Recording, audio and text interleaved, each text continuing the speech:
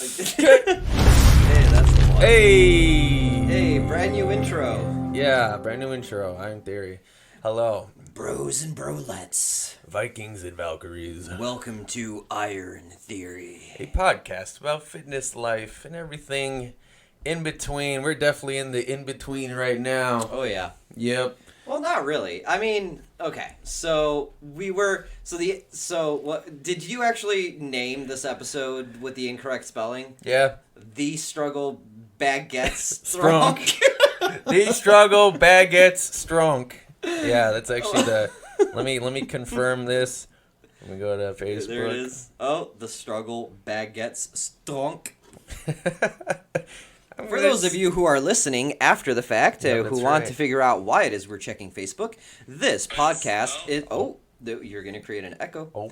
This podcast is live streamed every Saturday at 4:30 Central Time on Facebook and Twitch and... YouTube, apparently. Oh, and our YouTube account. YouTube Live. It is then later posted to Spotify and Apple, iTunes, and all the other things. All right, you get it. Yes, So in any case, so there we were, right? So I had this idea for this episode, struggle begets strength, but of course we had to go brain fart on it, so the struggle baguettes strong. So I didn't know how to spell the word begets. So I asked Arthur here, how do you spell baguettes? And he's like, hey, Google, how do you spell baguettes? And then it is spelled B-A-G. And it was that. U-E-T. Why'd you have to slow it down like I'm stupid? So it spells out baguettes. Because it was the second time I asked it, so it must be like, So okay, you dense motherfucker. okay, let me slow it down for you. B-A, you got it? G U-E-T-T-E-S. Did Google just go customer support on me? Just like... He went per my last email. He said per my last email. What the fuck? So we spelled it Baguettes Stronk. I said we go all the way. I'm trying to be careful with my words here. And Tropic Thunder. We went Tropic Thunder on this shit. So we can tell you about the inspiration for it, but in the pre-stream, which apparently is now rolling over into the mainstream. Indeed. The pre-stream, by the way, is the absolute intellectually deficient, Bombastic. verbal diarrhea that comes out of us before 4:30, but we start the stream earlier, like usually 4:15, and it's just 15 minutes of absolute drivel. In any case, so we were talking about entry-level jobs and which ones harden you the most, and we came up with a list of the 5 most common entry-level positions. So we had retail, we had food service, we had any sort of administrative assistant work, we had customer service, so that's like phone stuff, and janitorial services.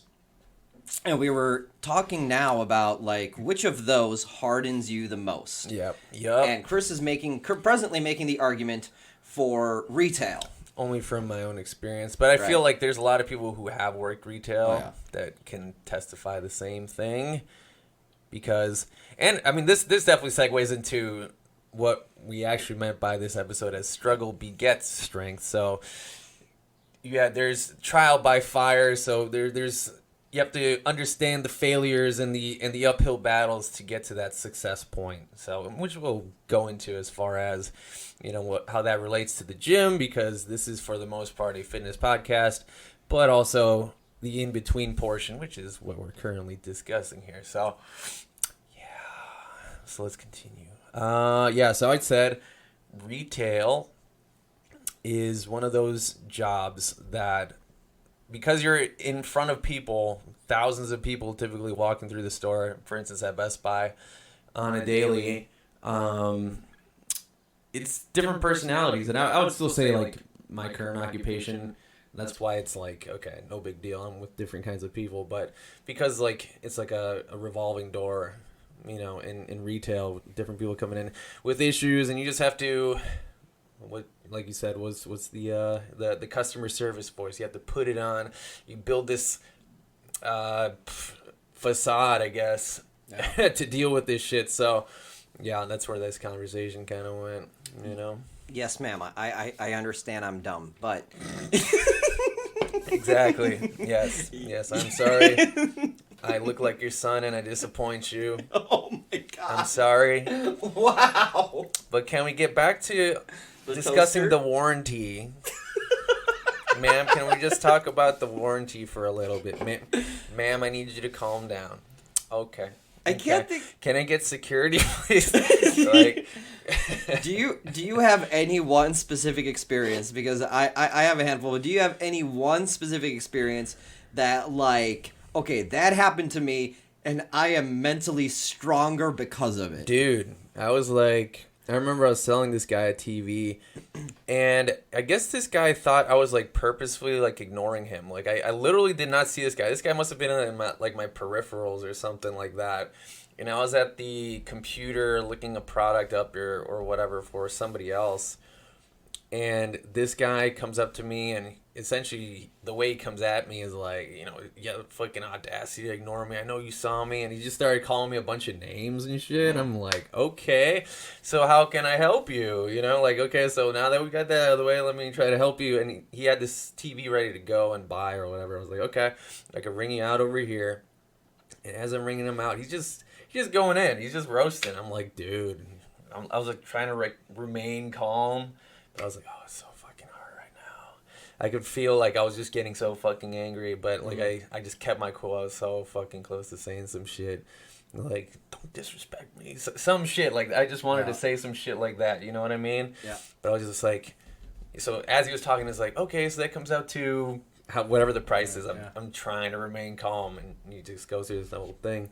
And then even as he's walking away, he still says some shit. I'm like, this motherfucker, man. This motherfucker. So, like, that's, like, one of the things that stuck out in my head. I was like, oh, my God, this guy. I hope they break their fucking TV in his car. Like, that's what I was hoping. So, yeah.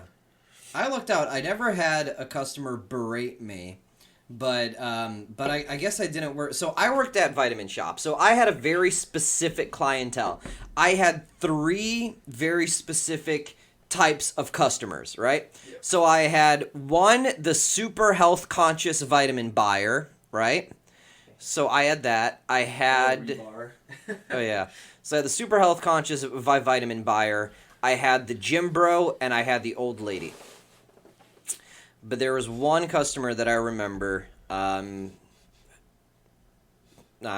not use names. Sure. But she was. She didn't like outright berate me or anything. It's not what it was. She wasn't mean to me as a human, but she was so aggressive with what she needed. We were one of the busiest stores in the district. We always had people around me. And she monopolized my time. And she wouldn't let me break away to be with another customer. Just exactly, like very, very self-important. Yep. And she has so many questions and this and that and that, which, don't get me wrong, yes, I know all the answers. I'm glad to help you, but give me a minute. Sure. None of that angered me. In Arthur fashion, yeah. None of that bothered me. None of it. The next day she comes back, returns all of it. Which is weird. How do you return like a perishable product? Was it open? No. Okay. And I'm sitting there like... Because you spent all your fucking time with this person. Next month she comes back, does the same thing. The next day, returns like half of it. And this became a pattern. And I'm like, at one point I was all like, ma'am, do you intend to return these tomorrow? And that's when she became like, it is my right to return these. Like not mad at me. not mad at me, just mad in general. I'm like, oh, okay, all right.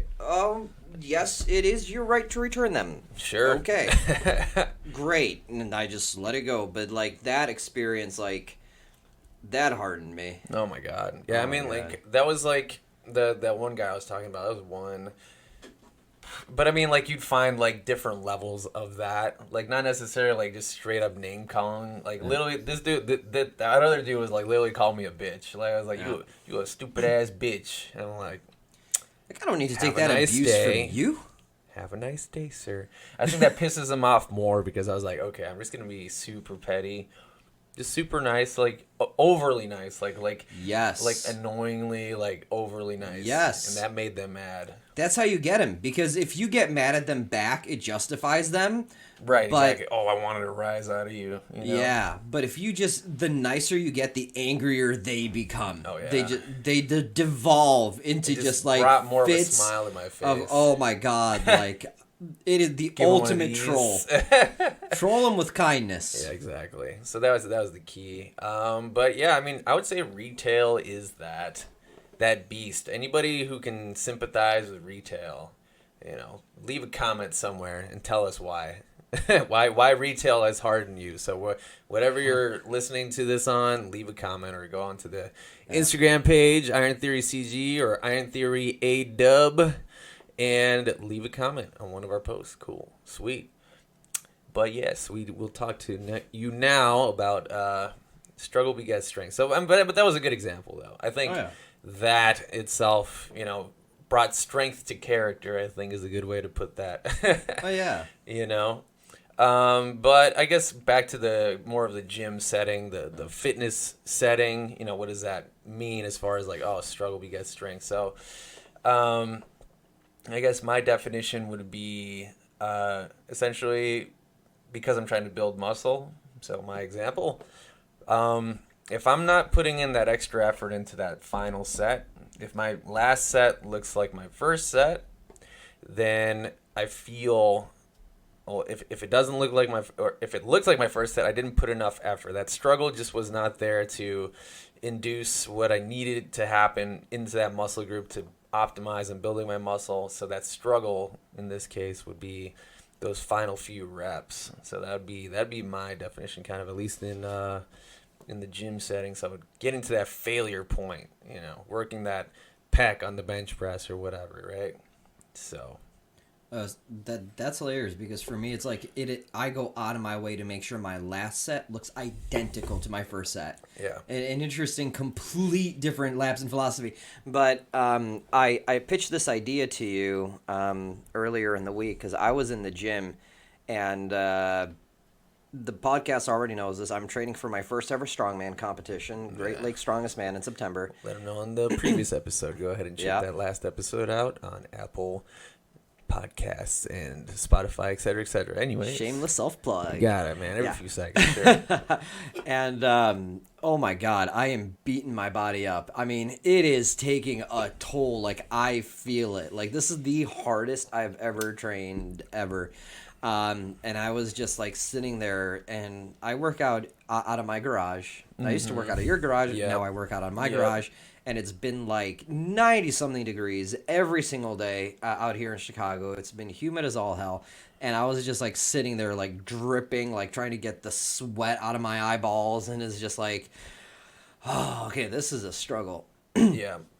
And I had to sit there and like think about, okay, you need to appreciate the suck right now. Like, you need to appreciate that this struggle, this pain and all this work that you're putting in is what will inevitably eventually lead to the strength you're looking for. But you have to put in your time. You have to put in your work. Yeah. Oh yeah. And that I'm glad you actually brought that up the other day when we were trying to figure out the next topic, because that is such a big factor.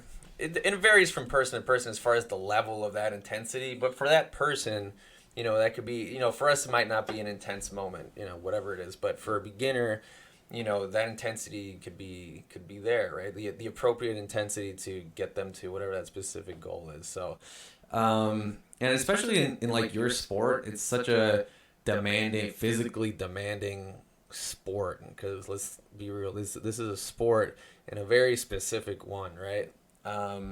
So yeah, I mean, you have to put your body through some turmoil, man. Like, that shit's gonna hurt to some extent, because you're probably working around 80% of your maxes there of whatever these lifts are, because the goal is to do it for like reps or time, I guess, like depending on like the hold, for instance, like the farmer's hold or whatever.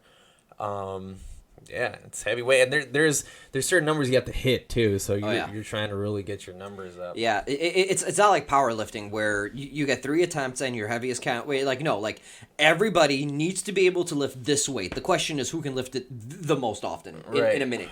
So it's a totally different. And I've never trained for reps. I've always trained for one big lift. Mm-hmm. So now it's very interesting taking my training to be like a heavy. Like you can even put this in terms of like bodybuilder like talk, or I don't know if bodybuilders use this. I know for sure that starting strength and powerlifters really use this a lot, but RPE.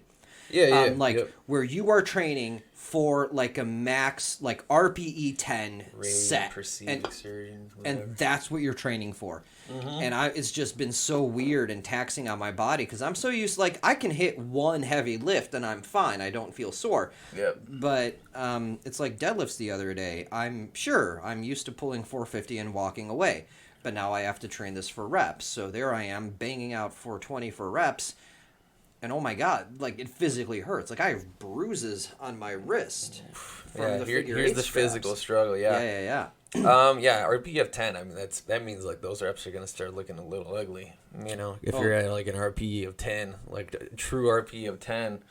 Because I use that scale to sometimes judge. There's certain programs that I've seen. One in particular by John Meadows, who does bodybuilding, but he's known as a coach now, or Mountain Dog Training is what he goes on YouTube as. A lot of his programs have an RPE scale, so it's like, okay, RPE of 8 to 9, RPE of 9 to 11, in the last set. So you're grinding it out, you're doing a half rep, you're doing some crazy shit, and essentially, if you're trying to grow muscle, especially if you're in more of the advanced season kind of a lifter, you need to do some tricks to, get your body growing again. So, that's a big key thing, big component. It's also a really interesting way of looking at it because it really standardizes. Well, I don't want to say standardizes, but it gives all lifters in any sport, a vernacular or a vocabulary to use when they're talking about how they feel. Yeah. Because we all know on some days 300 pounds is light, and we all know on some days 300 pounds is a lot. Mm-hmm. And it's not like, I struggle, like, today I deadlifted at RPE this, or I benched at RPE this. Yeah. Like, that gives you a much better idea of, like, okay, I put in a whole bunch of work today, or, I was really only in here for, like, mobility and recovery kind of stuff. Yep. Yeah, so, and the RPE scale, of course it's going to, vary, because some days you'll be lifting that same weight that might have been RPE of whatever, 8, and then suddenly it feels like a 10, right? Yeah. But it gives you at least some kind of perspective, like some kind of visual, I guess, like a internal cue to know, like, okay, well, I'm definitely putting in that specific kind of effort. So it's a nice little scale to kind of actually put like a struggle into perspective. Like where do you fall in on this scale? Yeah. And it's an interest. And now that I'm thinking more about it, I've been a fan of RPE for a little bit. In my brain, it's still a little bit more like reps in reserve, sort of thinking. Yeah. Which is just like, okay, you keep going until you have 3 reps in reserve. So stop until you think you have 3 left.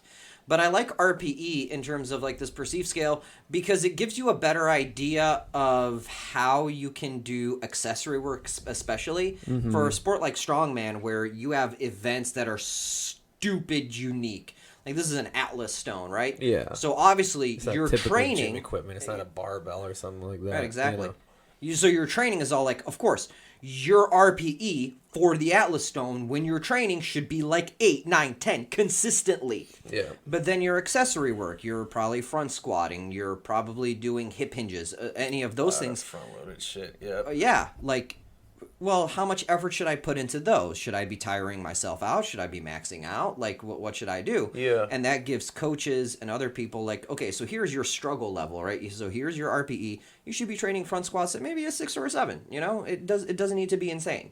So, and just to bounce off of that, so we have this scale now. So we have some general idea of what a struggle should look like, just from your experience and what I described essentially. As far what I would consider a true struggle to be. So we have this scale, so the RPE scale. So when I was talking to one of my clients today, because we were working out together, and I was like, I pay attention. Like I was telling her this, that it's like, if I pay attention to these 5 people over here and I just watch them do their sets, how many reps do I think they have? I typically, on average, I think there's an average number. I forget who spit this one out, but I think at least 6 reps on average in reserve, in the tank still left over, typically, even on their last set. So a lot of people are under training, I would say, as far as intensity, and proper intensity to build, induce hypertrophy. And it never fails. Like, I'll watch these people lift weights, I'll watch them lift these weights, and I'm like, man. Like, sometimes I'll just, like, especially if I have some downtime or something, I'll just, like, pay attention to one person. I'll be like, all right, they're on their 3rd set. Okay. All right, still looks pretty easy. Like, I guess it's just my perception, at least, of what in my head should be proper intensity. Now, of course, it comes down to goal specifics. Is this person injured? There could be a whole history. I honestly don't know. I'm just looking at these people, but just like on average, I see a lot of people will be training very mildly, to what you and I are accustomed to. Yeah. So they're not inducing that struggle. Yeah, exactly. So, and that's what when people come to me, and when I'm in the trenches now with these people that come to me, knowing that they might be that person out on the floor just training kind of half-ass, in my opinion, then it's like, okay, I have to open these people's eyes. Okay, this is what really should be happening when you're lifting these weights. Yeah. I'm like, oh my God, it's so, like, it's heavy. I'm like, trust me, I guarantee you can do 5 extra reps right now. Like, I'll let them know. We're like, go ahead, do it. Like, go ahead, do it. And then they do. And that last rep looks, they get it out, but it was a lot harder than where they would have typically stopped, Yeah. And that's the joke I think you and I were making a little bit earlier. Like, oh yeah, because we were training with your friend in my garage, and I kind of made the joke, right, that like your muscles only grow from the last rep. For the most part, like they're so time under tension, right? So, you want to perform during each set. You want to give maximum effort within each set, right? But yeah, so the closer you get to that failure point, and you want to kind of ravel in it, so there is some kind of a wave that you're riding, right? So let's say, for hypertrophy, because time under tension, so you want a certain amount of reps that'll allow you to ravel within the tension for a bit, whatever, 8, 10, 12. And then once you start approaching that last rep, it shouldn't look, at least in the principles of building muscle, it shouldn't look like that very first rep or the very first set. You might be shaving 2 reps off because that same weight's just not as, it's not as light as it was, and that's appropriate then. Yeah. Then you're doing the work. Then the struggle is happening, right? And I feel like we should preface this. It's not like, yeah, we're struggling, we're hurting, we're sweating, like we're obviously in discomfort. That doesn't mean we're not enjoying the training process. Right, exactly. That's not what we're saying at all. And when I said earlier, like, I'm trying to embrace the suck, I'm like, because I've never trained this hard before, and it is definitively tougher to enjoy actually causing myself this much pain. Right. But it's not that I don't enjoy the training. It's just that I'm trying to like keep telling myself, okay, this struggle, which is greater than the struggles you've put yourself through before, is how you're going to build this new level of strength that you need to hit to get to the goal you've set for yourself. Which is funny that you say that, because the example we made the other day where you say your overhead press is significantly stronger now in comparison to what it was before, when you were training more in this, like, you had a shitload of reps in reserve, you go for a certain rep range, and you would make sure that the 5 was 5 every time, or the 3 was 3, and even if you might have had that extra one, you wouldn't go that mile. But now it's like, okay, you need to see if you can get more reps out of the lift. Even you're lifting pretty much as heavy, so you're forcing yourself into this like uncomfortable thing. But it looks like the way you are training. So this struggle that you've had so far you're reaping some benefit from that, I think. Definitively, yeah. Yeah, this is by far the strongest I have ever been. Yeah. In total. Which is exciting, right? I think that's yeah. exciting. I think so too. Yeah. There's an interesting thing, and I want to tie back to what we were talking about in the pre-stream and that spilled over into the actual stream. Yeah. This is the first time that has ever happened, by the way, that we actually took a pre-stream topic and ever and tied it in so effortlessly and perfectly into what we were talking about. And this is actually something that also comes from the Swole Acceptance subreddit that we totally ripped off of the Broden and Brokey skit from. We need to post our shit to. Yeah, we really. Well, I'll let you do it because I have too much. I don't want to lose karma. I like my 6-digit karma numbers. Okay. All right, so here I am. And Swole is a trinity, the Swoley Trinity. And sure, there is swole of body, yes, but true swole is not just swole of body. And where any one bro falters in any of the Swoley trinities, they are not true swole. So you have swole of body, swole of mind, and swole of heart. And we were going back to the to the retail example, because that will really, I mean, if you want to talk about swole of heart, like, and swole of mind, well, okay, it's definitely more of a swole of mind. Like, you need an iron mind to do that. But then tying it back into like the discipline it takes to be, even an amateur athlete, right? Is just like, okay, the hard part is just like telling yourself to go to the gym and the mental discipline it takes to, okay, I need to cut this period of time for my life to do this. And it does take a certain amount of just like mental intestinal fortitude to just say, okay, I know I am going to be sore tomorrow. I know this is going to suck, but I want this, and it's just putting yourself in a mindset to move that forward. So let's play with that swole of mind, swole of heart, swole of body. So essentially, so far we've talked about being swole of body, essentially. Yeah. So swole of mind, and yeah, we touched on it with the retail example. But swole of mind, when it comes down to your typical gym goer or whoever's just trying to essentially start exercising, trying to get into routine, and this person is has a 9-to-5, relationship, whatever, they have kids, whatever, right? That there needs to be some kind of thing within your mind to allow yourself this time, and because most of the time I think most people can find that hour or so to exercise, but I think it takes another discipline, or this mental testicular fortitude or whatever, intestinal fortitude. I think any insert any body part fortitude and it works. I think it does. Fortitude. Yeah. It's the fortitude part. Clavicular fortitude. So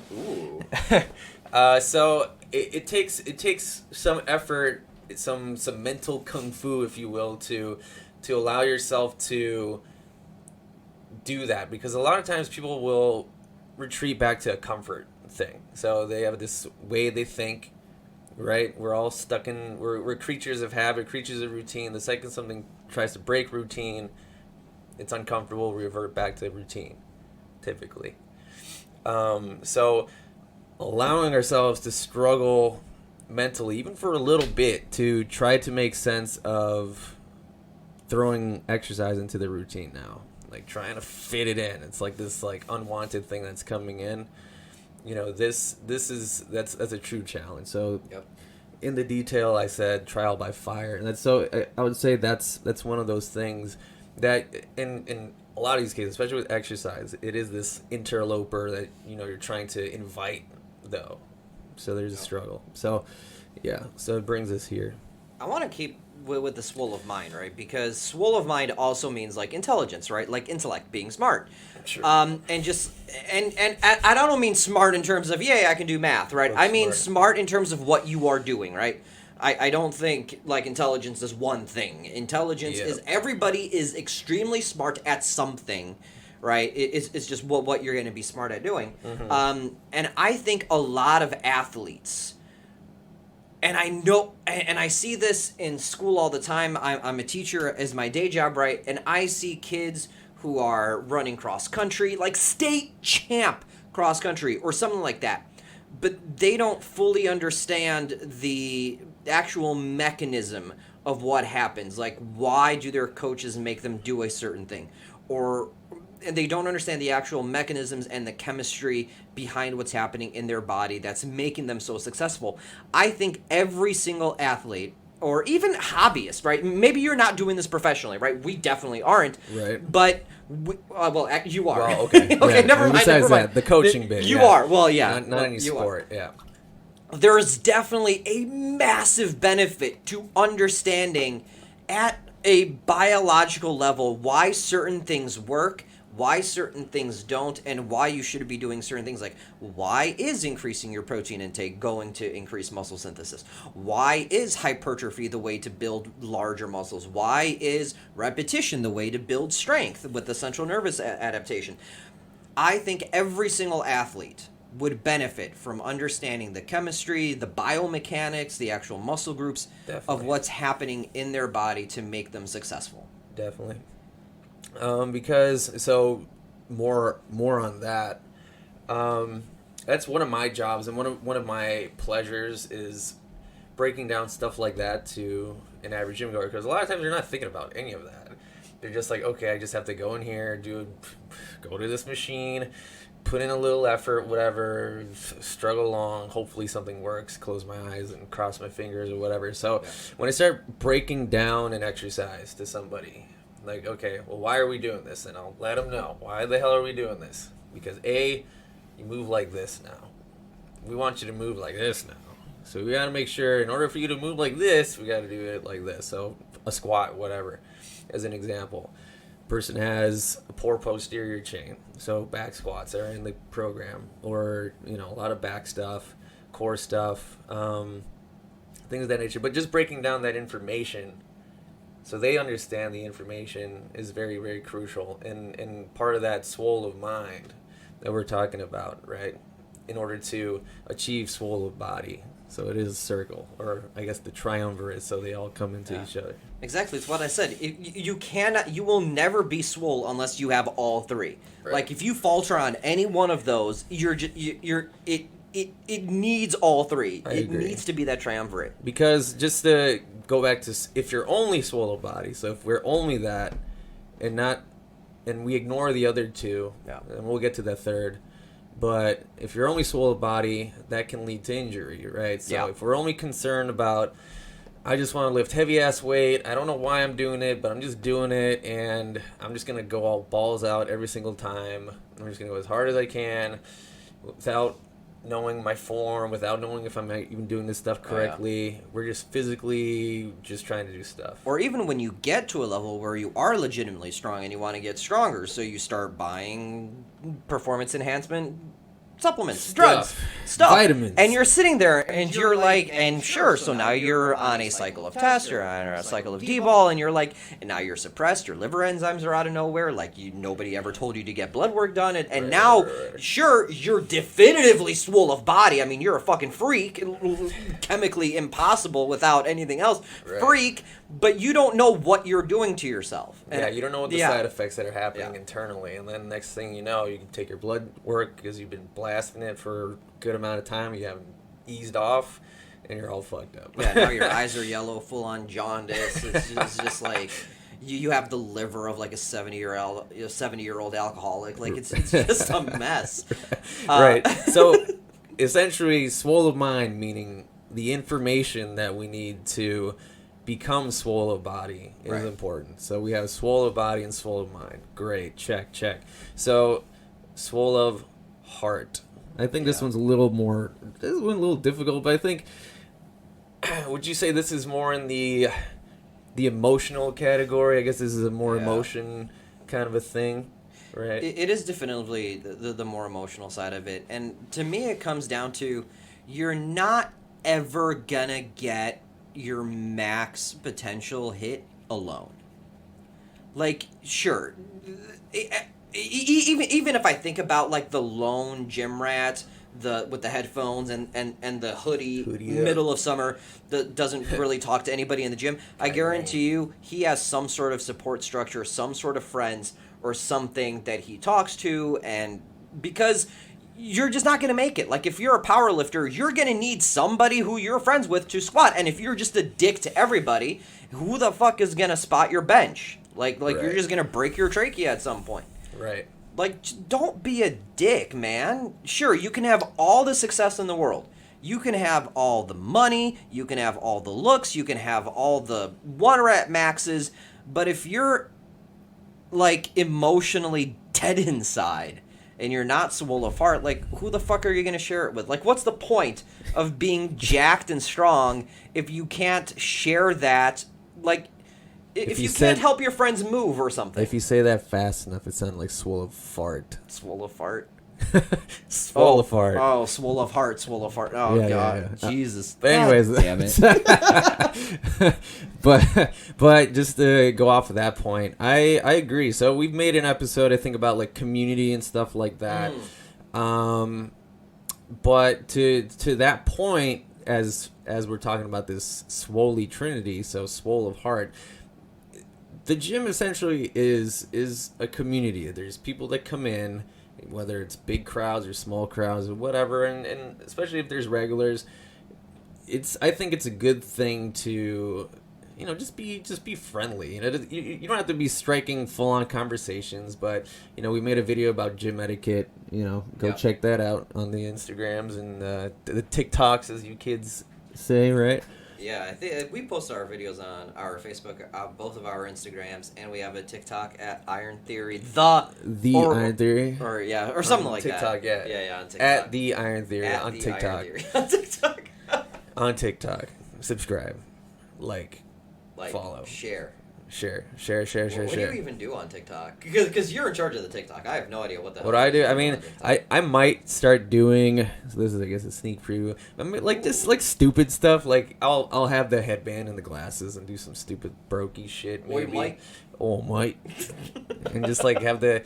There's this trend. We'll get back to what we're talking about, but ADHD. Yeah. There's this thing. This edit everybody likes to do with their TikTok videos is where it's like, like Microsoft Sam back in the day just reads off text or something. Yeah, I remember. You know what I'm talking about? I do. But like on TikTok, it's like, some female voice or whatever that'll read off, whatever's happening. They're narrating what's happening essentially. So, maybe I can do something like that. Oh, that would be funny.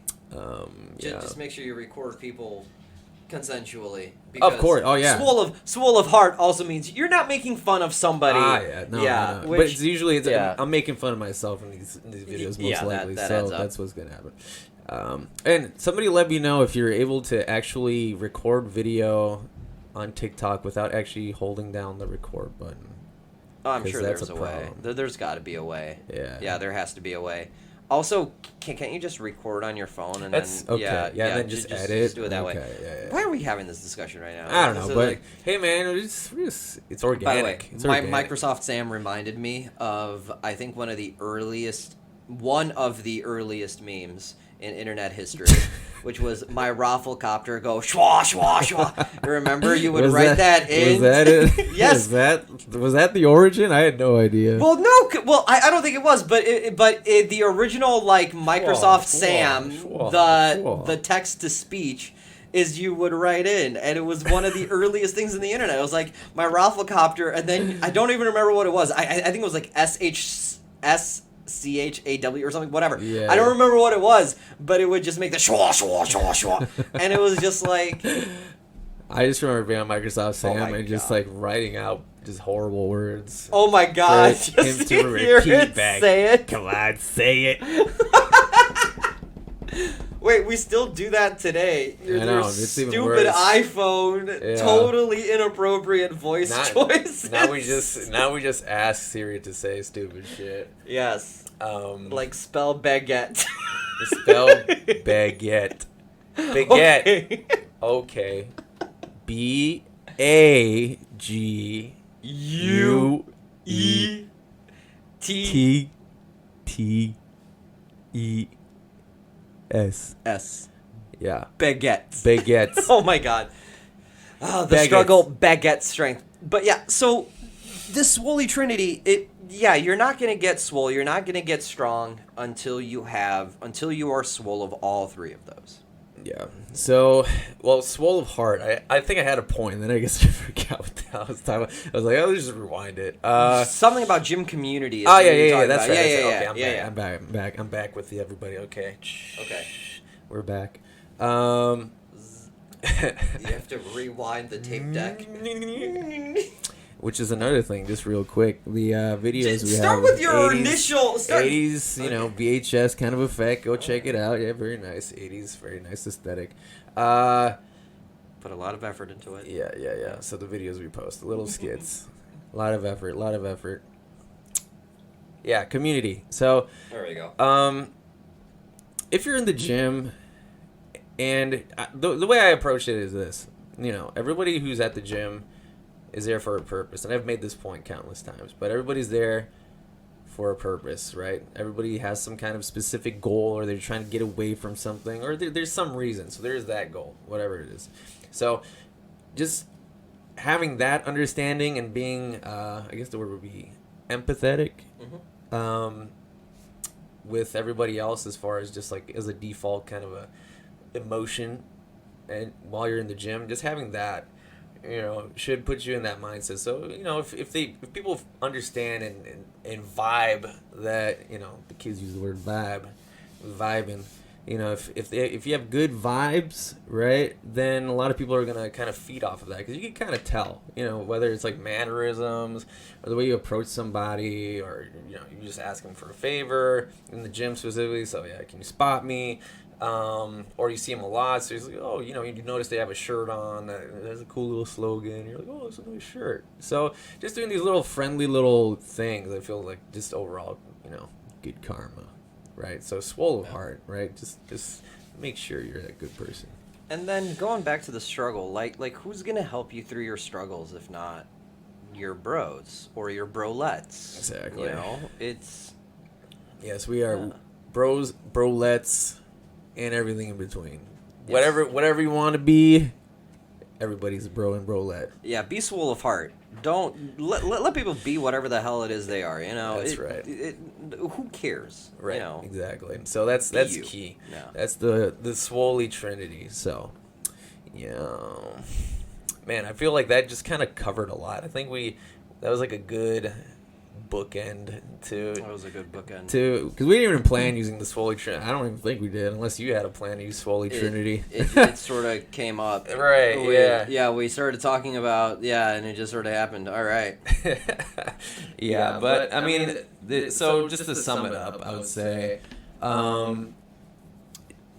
if you do all three of these things, good things will happen, right? So, in all three of them, there might be some struggle points, right? So there will be struggle points, within the being swole body to get to that point, the pinnacles here. So these three pinnacles that you're trying to achieve to be one overall package, right? So there will be struggles along the way. But I mean, that's the whole purpose, especially if we're talking about fitness. That's the reward, really. The struggle, which will give you that reward. So, exercising, being on routine, telling yourself you're going to go to the gym, and actually going through with it, telling yourself you're going to eat better, right? And actually following through with these things is what's going to get you closer to that.